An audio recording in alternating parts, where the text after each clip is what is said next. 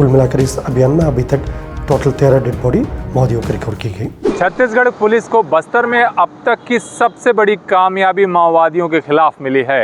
माओवादियों के company number 2 के एक सेक्शन का लगभग खात्मा हो गया है। बीजापुर में हुई मुठभेड़ में पुलिस ने 24 घंटे के अंदर 3 अलग अलग जगहों पर माओवादियों की घेराबंदी की और इस गोलीबारी के दौरान 13 नक्सली मारे गए हैं। पुलिस का अनुमान है कि कई माओवादी घायल भी हुए हैं, लेकिन रात के अंधेरे का फ़ायदा उठाकर वे मौके से बच निकलने में कामयाब रहे हैं, जिनकी तलाश अभी जारी है।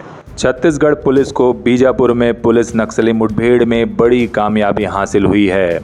बीजापुर के गंगालूर थाना अंतर्गत पुलिस ने मुठभेड़ में 13 माओवादियों को मार गिराया है। ये सभी पश्चिम बस्तर डिवीजनल कमेटी के कंपनी नंबर 2 के माओवादी बताए जा रहे हैं। दरअसल कंपनी हर डिवीज़न के अंतर्गत एक आर्म्ड कैडर होता है जो उस इलाके में अलग अलग हमलों के लिए काम करता है। इस कंपनी में अलग अलग सेक्शन में करीब 40 माओवादी थे और इनकी मौजूदगी की सूचना पुलिस को अपने इंटेलिजेंस के ज़रिए प्राप्त हुई थी।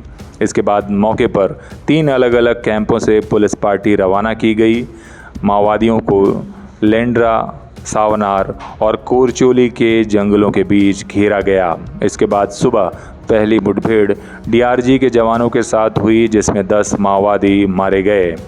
दिन भर इन माओवादियों की घेराबंदी के साथ सर्चिंग भी जारी रही, जिसमें 3 और जगहों पर एसटीएफ और कोबरा जवानों के साथ फायर एक्सचेंज हुआ। देर शाम ढलते ढलते बचे हुए माओवादी मौके से अंधेरे का फ़ायदा उठाकर भाग निकलने में कामयाब रहे, जिनकी तलाश गंगालूर के जंगलों में अब भी जारी है।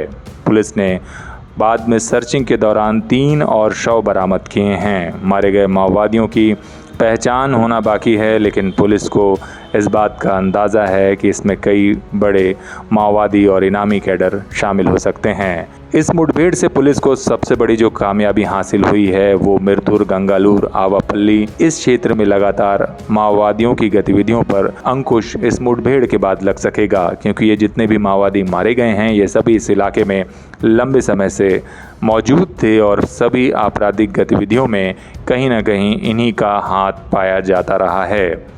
जानकारी के मुताबिक कंपनी नंबर 2 में जो 40 माओवादी थे, इनमें से एक सेक्शन का पूरी तरह इस मुठभेड़ में अंत हो गया है। इससे पहले 27 मार्च को इसी कोरचोली इलाके में सीआरपीएफ और डीआरजी के जवानों के साथ हुई मुठभेड़ में इसी सेक्शन के कुछ माओवादी मारे गए थे। दिनांक 2 अप्रैल को जिला बीजापुरियम दंतेवाड़ा के सीमावर्ती थाना गंगलूर के अंतर्गत कोरचोली में प्रतिबंधित एवं गैरकानूनी सीपी माओवादी संगठन की उपस्थिति के आसूचना के आधार पर डीआरजी, एसटीएफ, कोबरा, सीआरपीएफ का बल अभियान के लिए रवाना किए गए थे। सुबह लगभग 6-7 बजे से लगातार कई बार मुठभेड़ हुई। मुठभेड़ के पश्चात सर्चिंग के दौरान अभी तक कुल 13 डेड बॉडीज रिकवर किया माओवादियों का। इनमें से 3 महिला माओवादियों का भी डेड बॉडी है। वेपन के हिसाब से देखा जाए तो एक LMG, एक 303 और काफ़ी बड़ी संख्या में BGL लॉन्चर्स और BGL शेल तथा अन्य जो वेपन भी बरामद की गई हैं। अभी माओवादियों का शिनाख्ती की कार्रवाई की जा रही है। संभवतः ये PLG कंपनी नंबर 2 का जो माओवादी का अरेस्ट होने का पूरा संभावना बताया जा रहा है। आसपास इलाके में अभी भी कॉर्डन और सर्च ऑपरेशंस जारी है। अभी कुल मिलाकर इस अभियान में अभी तक टोटल 13 डेड बॉडी माओवादियों को रिकवर की गई। सर, जवानों की कोई कैजुअलिटी? अभी तक इस अभियान के दौरान सभी अपना सुरक्षा बल साथी सुरक्षित है। अभी आसपास इलाके में अभी भी सर्चिंग जारी है और जैसा पार्टी सब सुरक्षित लौटाने के बाद और विस्तार से डिटेल मिल जाएगा।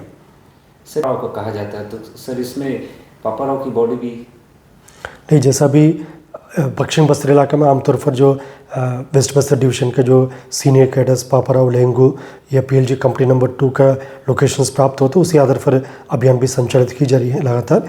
लेकिन अभी डेड बॉडी मिला उसमें आइडेंटिफिकेशन की कार्रवाई भी की जा रही है।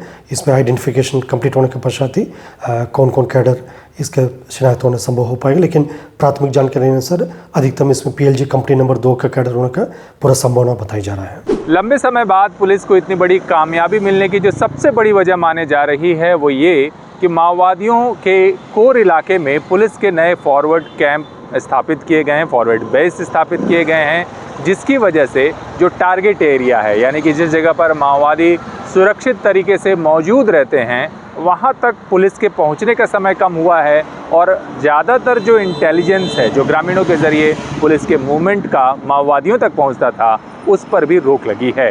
नए कैंप खुलने से नक्सल कोर इलाके में पुलिस को लगातार कामयाबी मिल रही है और उसी का नतीजा बीजापुर में इस घटना के दौरान सामने आया है।